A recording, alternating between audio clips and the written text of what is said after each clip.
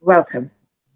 Welcome to the first Community Exchange Alliance Taking Back Our Economy podcast series, which is presented by the Community Exchange Alliance.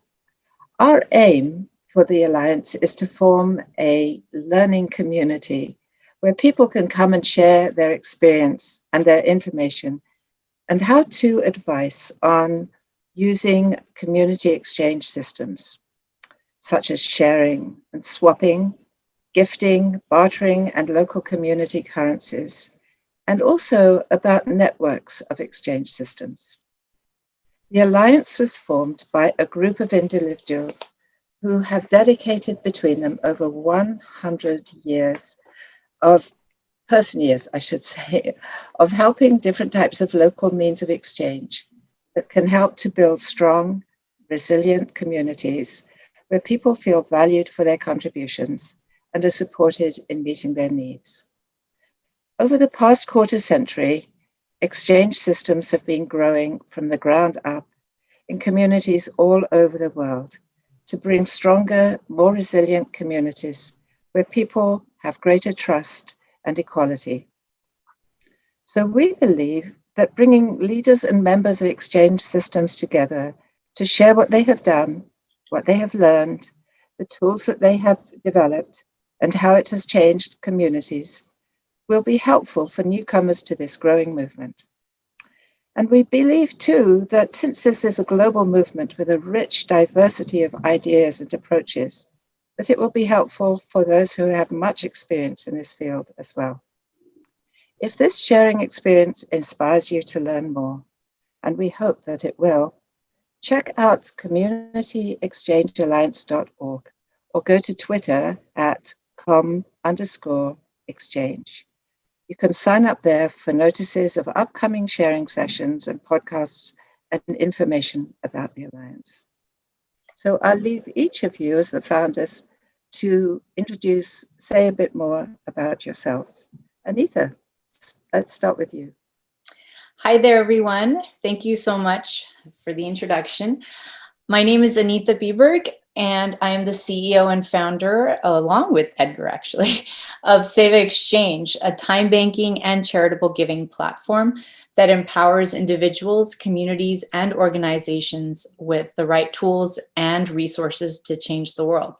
And it's a simple concept of organizing people around a goal or project and bringing them together and then measuring their success. So a little bit about me. I have always been a volunteer, and I was introduced to this whole concept of give an hour, get an hour back from a friend of mine, and I was just fascinated by it. I'm like, this can change everything for people, whether they have time or not. So I was hooked, and that was my calling. Thank you, Christine. Okay, thank you, Anita. Mm-hmm. Thanks for that brief introduction. And now we will turn to Tim. So I'm Tim Jenkin. I live in Cape Town in South Africa. I'm one of the founders of the Community Exchange System, which was probably the first sort of online alternative currency system. We started the CES way back in 2002 with a single test exchange here in Cape Town. And in no time, it was taken up by groups all over the world, first spread to New Zealand and Australia, and then to hundreds of countries around the world today. We've created over 1,000 separate communities. Many of these are time banks. Others are what we call mutual credits, or people who understand let systems, something like that, but it's sort of super lets, local exchange trading system. It's a kind of complicated name for a system where the values that people create and transfer between each other are recorded centrally in a database. And it's sort of an advertising platform where people say what they can offer and what they're looking for. There's much more to it, but I think that's okay for an introduction. Okay, thanks so much, Tim, for introducing that and your community exchange platform. That's great. We're going to turn now to Martin Simon. Hi, yes. Hi, everybody. I started off as a neighborhood organizer, trained in the USA many, many moons ago. Came back and realized that what we needed was this. While I was there, I learned about time dollars and what was going on there, and set up the first time bank, Fair Shares, in 1998. That sort of grew to about 300 time banks across the country, 40-odd thousand members at the moment. And I then moved on to be CEO of Time Banking UK. I've married that interest with asset-based community development, which is a passion of mine. Both, I would say, are born out of the need for solidarity and social justice. It goes through both of those ways of working or techniques. But I worked as with Nurture Development, who was the first training organization with ABCD in this country, and spend my time now mentoring frontline workers, which I find the most interesting, people who are actually out there making the change happen. Yeah, so hi. Yeah. Well, hello, Martin, and thanks for sharing that. So Edgar Cahn is the founder of Time Banking. He started it in 1980, or at least attempted to. He had the idea, hung out the shingle thinking everybody would race to this brilliant, beautiful idea. And sadly, nobody did. Just one organization in America, in St. Louis, actually took up time banking and nothing else. So off he trotted to the London School of Economics and spent a year there as a fellow, exploring the kind of theory behind the possibility of doing time banking. Came back to the United States, and then there was willingness to actually try it out. So I will share a bit about myself. I joined Edgar in 1999. So that was a year after the conference that brought Martin over here from England and other people to sort of give time banking a jolt in the arm and start spreading it globally. So I joined in 1999, and the first thing that I did was work with him on his book, No More Throwaway People, Co-Production Imperative, which was all about time banking and co-production. So since then, I have been very, very, very much involved with time banking. I married Edgar Cahn in 2000, and he said to me, "You marry me, you marry time banking," and never a truer word was spoken. It has been my life ever since, and we have worked together to grow time banking in this country and to support its growth overseas. We reckon, but we don't know, because there are so many different time banks using different software packages, that maybe there's somewhere between 50 and 100,000 people doing time banking in the US, but we really can't, it's purely, can tell, a very big, broad estimate. But that's a bit about me and a bit about Edgar. Okay, so we're ready to jump into our first really sharing session, which is the idea that we have what we need if we use what we have. What brings us together is a sense of how remarkable what we have is. We have what we need if we use what we have. The complementary process is lamenting what's wrong, like lamenting that the glass is half empty, will not fill the glass. And the third proposition I would advance is that counting what people do in and out every day, counting what people do makes people count. And it's about time we started to make people count, not just money and pieces of paper and digital transactions. This is about us as human beings, and what a gift somehow evolution has produced, that we have consciousness, the ability to speak, the ability to feel for each other, the ability to come to each other's rescue, and the ability to come together in ways that say the whole is greater than the sum of the parts. And when my law students ask, what does that mean? I say, you put 1 plus 1 does not equal 2 if you put a man and a woman together. And they get it. They say, oh, we get it. It's all about relationships. It's about how we react to each other, and it's about valuing those relationships. And once they understand that, they understand that there are other ways to value what is really important to us. The idea that we have what we need if we use what we have, which Martin took and modified and said, hey, how about we have what we need if we share what we have? So, Martin, over to you. Yes, amongst many expressions that come out of Edgar's wit and experience, is one of the ones that we took as a really probably our main mantra in the UK, that we have what we need if we share what we have.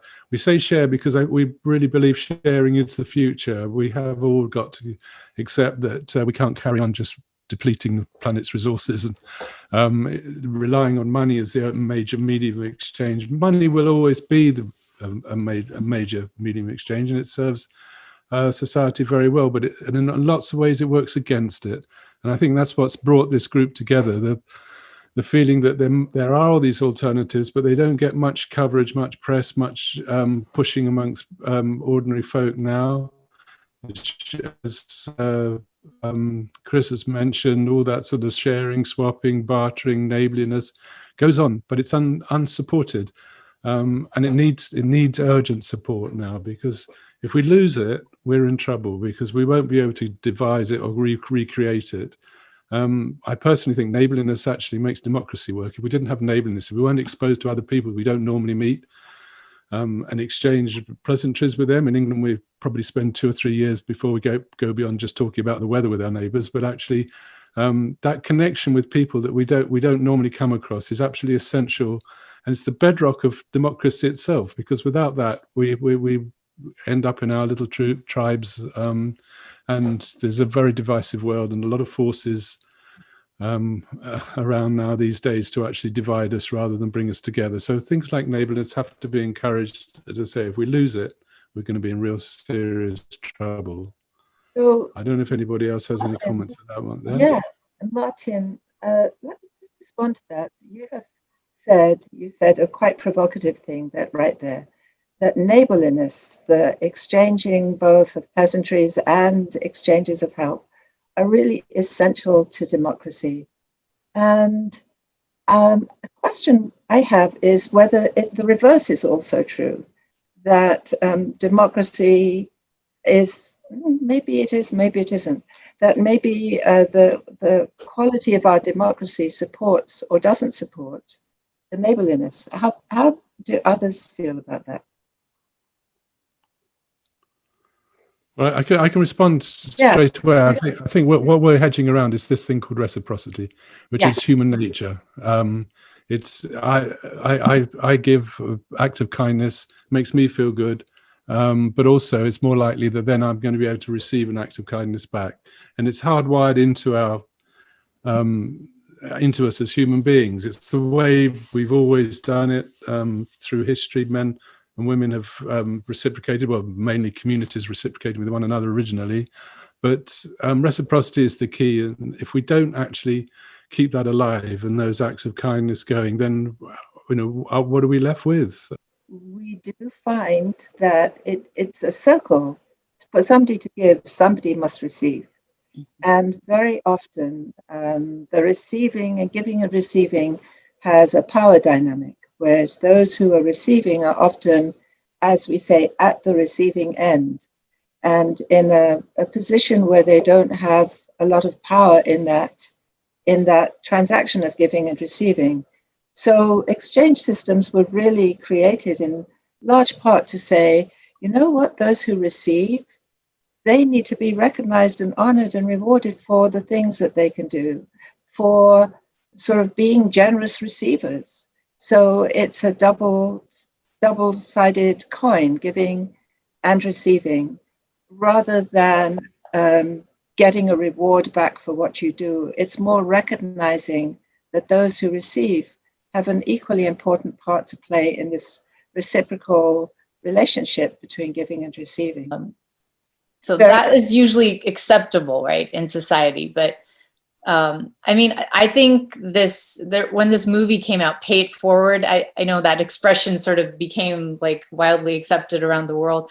That really did make a big difference, at least in popular culture, that it's not, you know, somebody does something nice for you. It's not that you have to do something nice right back for them, but just do something nice for someone else. And that was like, to me, okay, yeah, I could live with that. It's not about, you know, me doing something nice and getting something back. It's, you know, someone doing it's, you know, when somebody does something nice for you, do something nice for someone else. And then the cycle, it is a circle, goes around and around, you know, and someone else does something nice for someone else. So that, to me, it was easier to accept first before I got into the time banking concept of you get and you receive. And of course, now I'm the greatest fan of time banking. It's very true that this idea of receiving has to be kind of translated for people in the way that you've just done. That it's not about, I give to you, so you give right back to me, but I give to you, but I also receive from the community that I give to.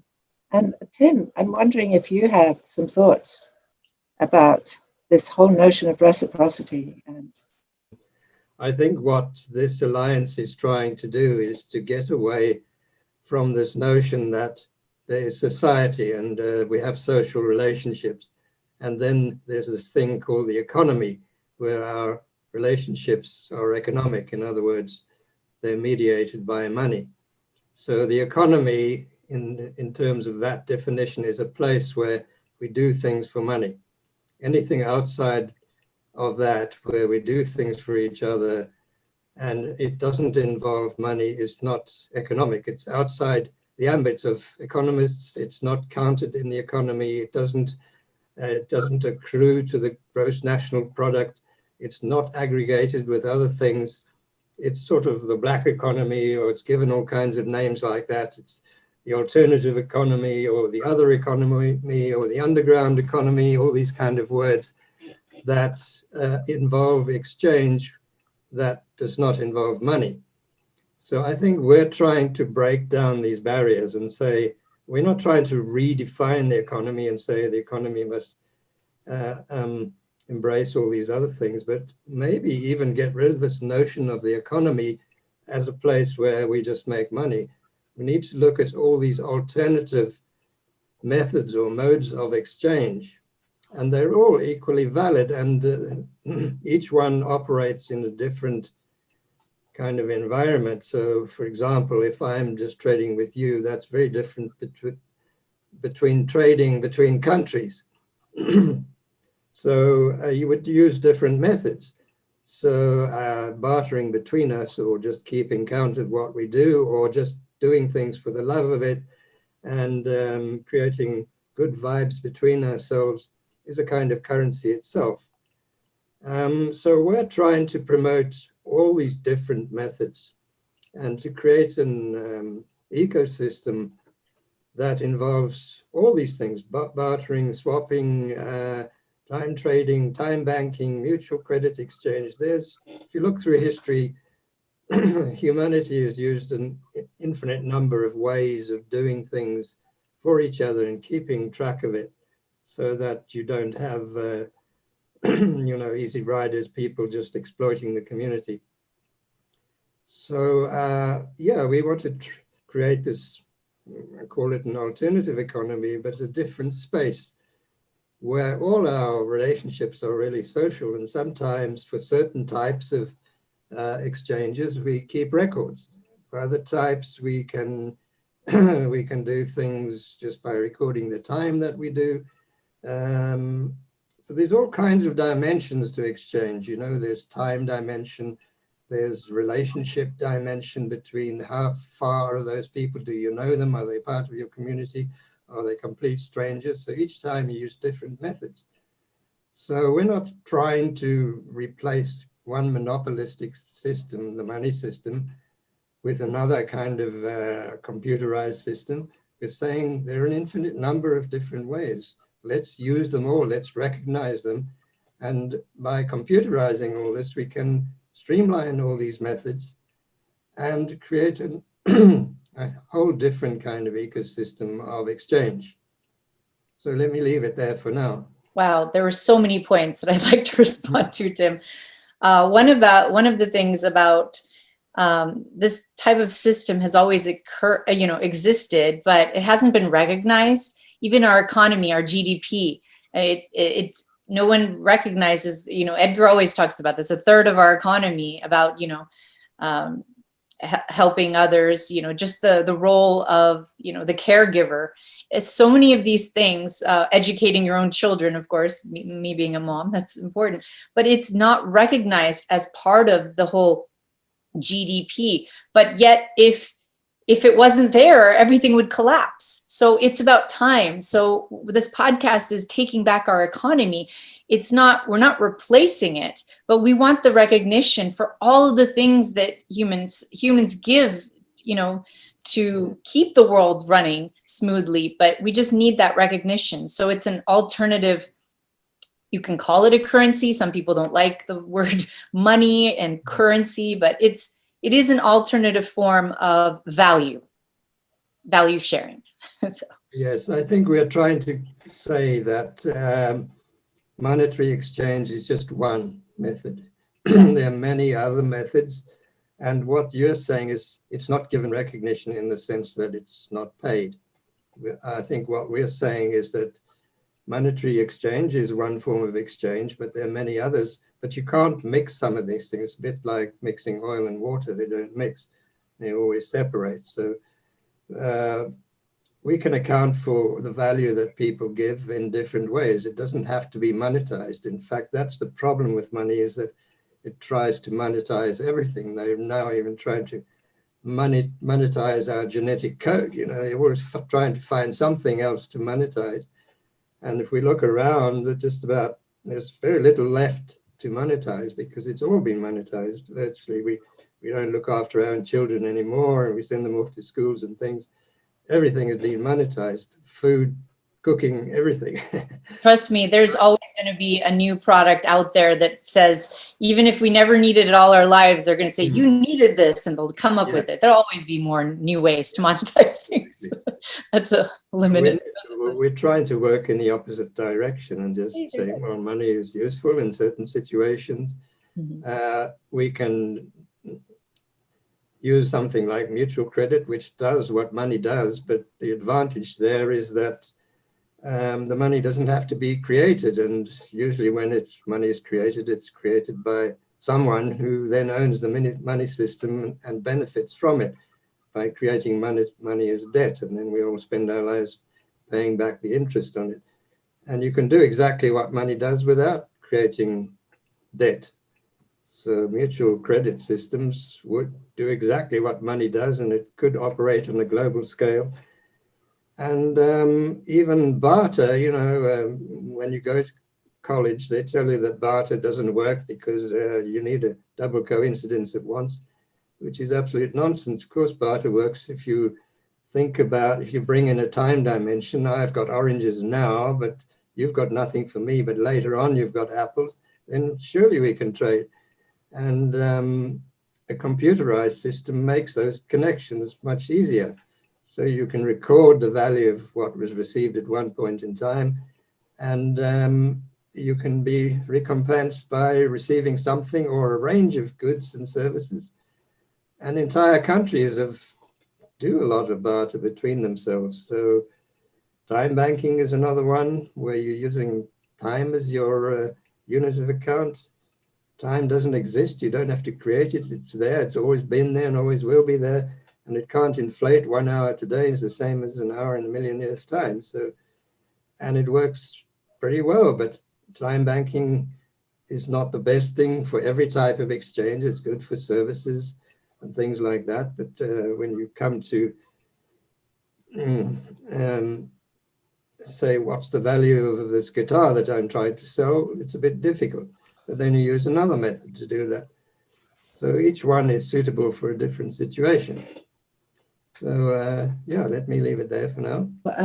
So Edgar, you brought in the whole idea of power, and when we were forming this Community Exchange Alliance and exploring the possibilities of sharing economies, exchange economies, that notion of power was actually quite important to us. And when we were discussing how we would form the Community Exchange Alliance, and this idea that exchanging information about exchange systems would be very helpful, the idea of power was really an important aspect of our conversations.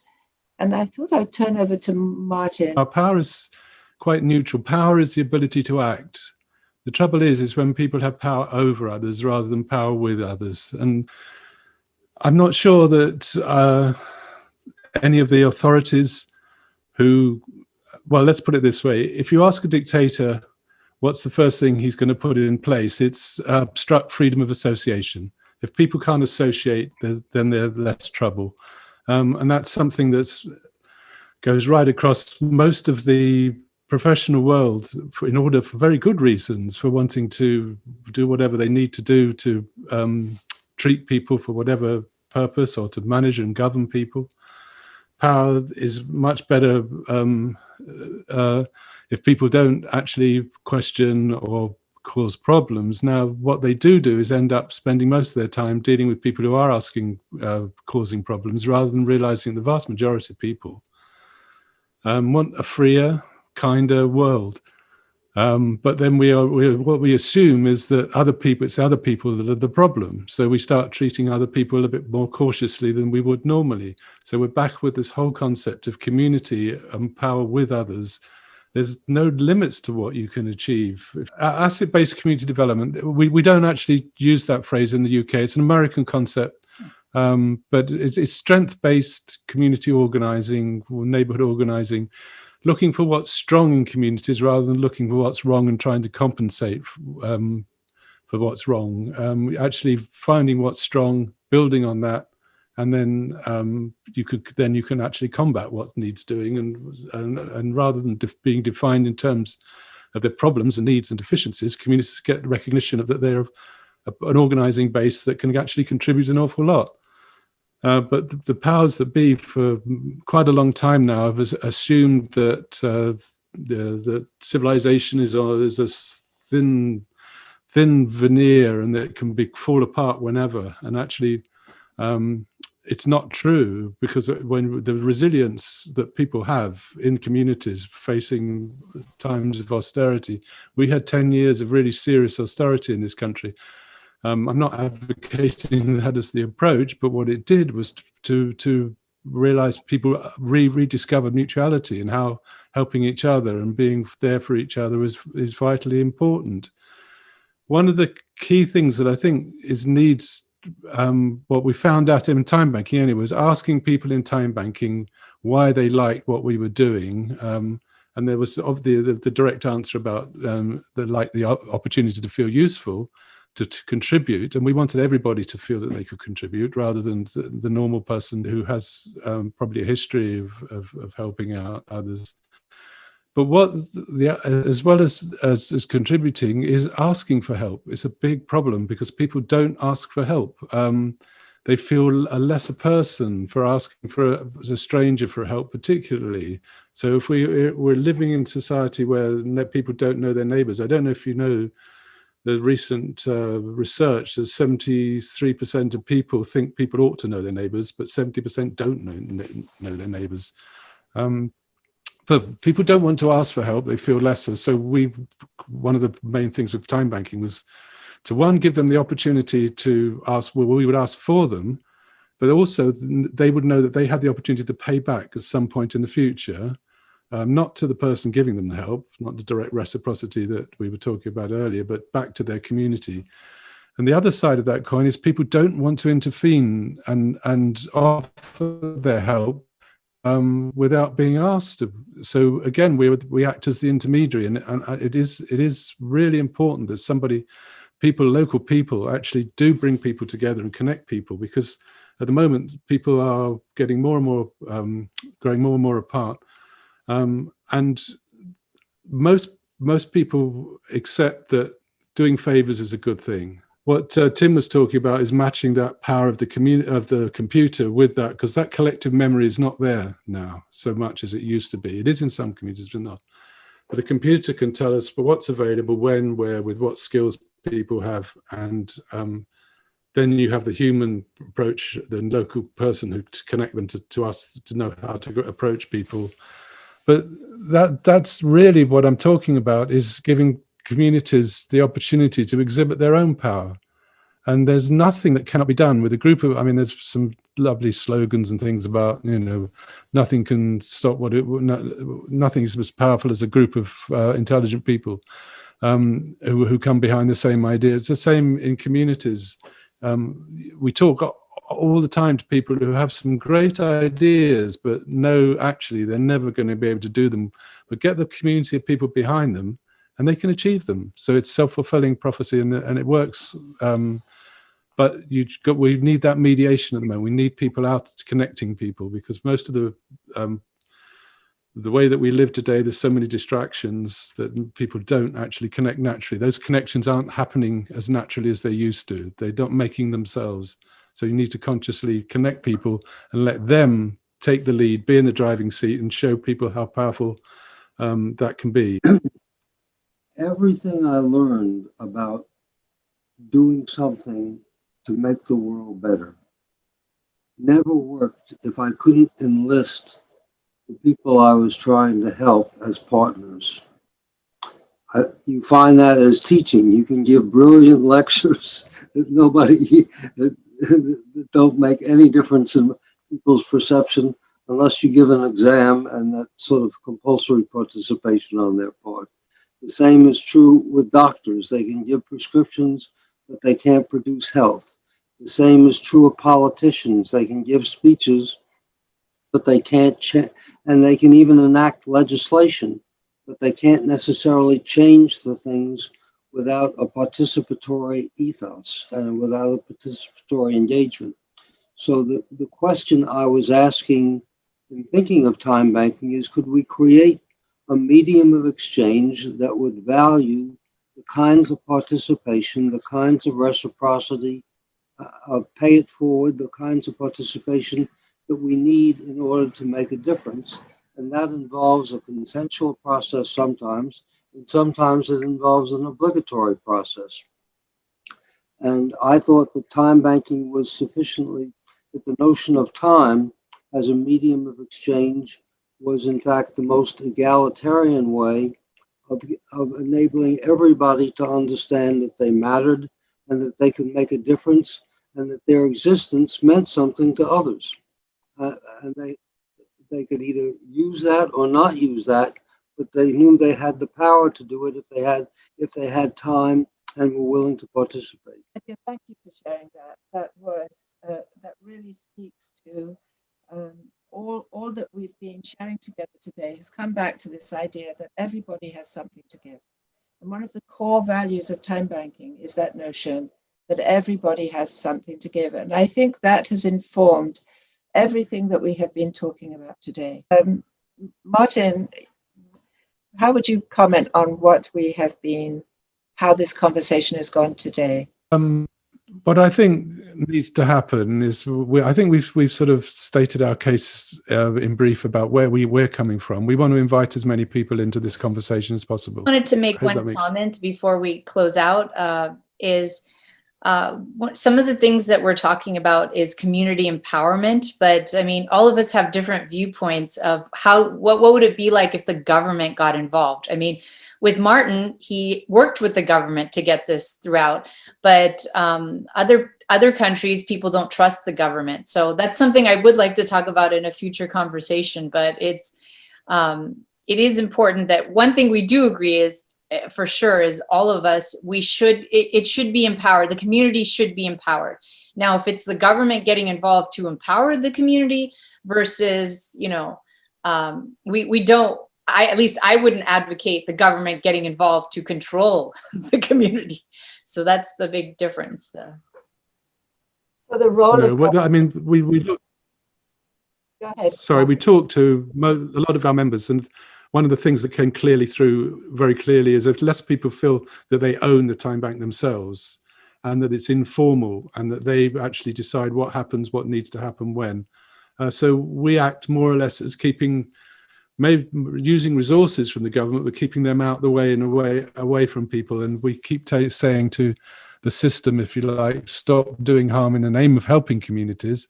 Let's give communities the head to actually give the resources directly to communities. But we have to act as gatekeepers, if you like, to keep the authorities away. We're quite open about it. They speak a different language. They have a different time scale, the way that they work. They have totally different objectives. And they're worried about metrics. They're worried about measuring things. They're worried about the money more than anything else, the accountability of any money that's involved. Whereas communities run on a completely different thing. It's trust, spontaneity, reciprocity, I would argue. So it's keeping two worlds apart, the rational and the relational world of relationships, and keeping that open so that people can determine what they happen and make their own decisions. Well, that is, Anita, thanks for bringing that up, because the role of government is a big issue, and it has come up many times in our conversations, and we bring different perspectives to that, as many people will who are involved in local exchange trading systems. And yes, there's a lot to talk about with government and power. Let me turn to Tim for any closing thoughts you have on the conversation that we've just been sharing, Tim. In fact, it's not really a binary between community versus government, because government itself is part of the money system. We need to bring in the big corporations and the big financial outfits that keep the money system going. So government really provides the legal basis by their legal tender laws that says this is how money is defined by fiat, and this is the value of money, and this money is essentially created by private organizations, by banks and central banks, which are also private corporations. So it's a very, very big question. It's not just a question of do we leave out government, or do we talk to government, or do you think government would be interested in this stuff? We need to look at the whole picture. I don't really want to go into my background now, but I come from this political background. I was involved in the anti-apartheid struggle in the 1970s, right up until and after the time that Nelson Mandela became the president in South Africa. We had this idea that once you have political power, then you have all power and you can create the idyllic society or utopia that you want, only to realize that the real power that had always been running South Africa was not the political power. They were just part of it. The whole thing was run by the big mining houses and the big corporations and the big agriculture. These are the people that really ran South Africa. So when I realized that the money power is really the big power, I started to look at it again. And that's why I got involved in this alternative thing. Maybe it's utopian, but my vision is that one day that the money system as we understand it, which is essentially enslaved humanity, can be replaced with a democratic exchange system, money system, if you want to use that word, where the power is returned to the people because we control our own means of exchange instead of it being controlled by this cabal or this unity between governments and corporations and banks. So let's leave that for another time. It's a very big topic, and I think that's all I want to say on it right now.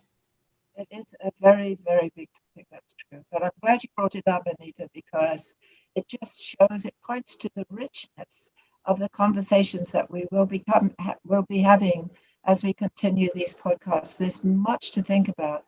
Currencies really shape how we live on this earth together, and what we're wanting to do with these community currencies, this means of exchange, is to create more equal, more just societies where everyone feels valued. What we all have is an unwillingness simply to give up, that we determined that somewhere around what one does with mediums of exchange, and that includes academic mediums of exchange called credits and credentials. It involves the regular monetary system that has its values, but that we're all determined that we can't give up, and that to me is our secret strength. This will be bringing us to a close on this podcast, however. So, Anita, your last thoughts. Oh, that's why I love you guys. So I think that Edgar has been using this "yes, we can" long before Obama used it, but this world could really use some hope and change right now. And I think, our little group, we've been meeting for weeks for the past year to determine, what is our manifesto? What is it we stand for? But I think we stand for a lot of hope and change. And we hope by people watching this will, be encouraged to get involved with their communities and, and we can help you empower your communities through, the experiences we've gone through, the tools and all of that. So please visit our website at communityexchangealliance.org. And we hope to see you next time.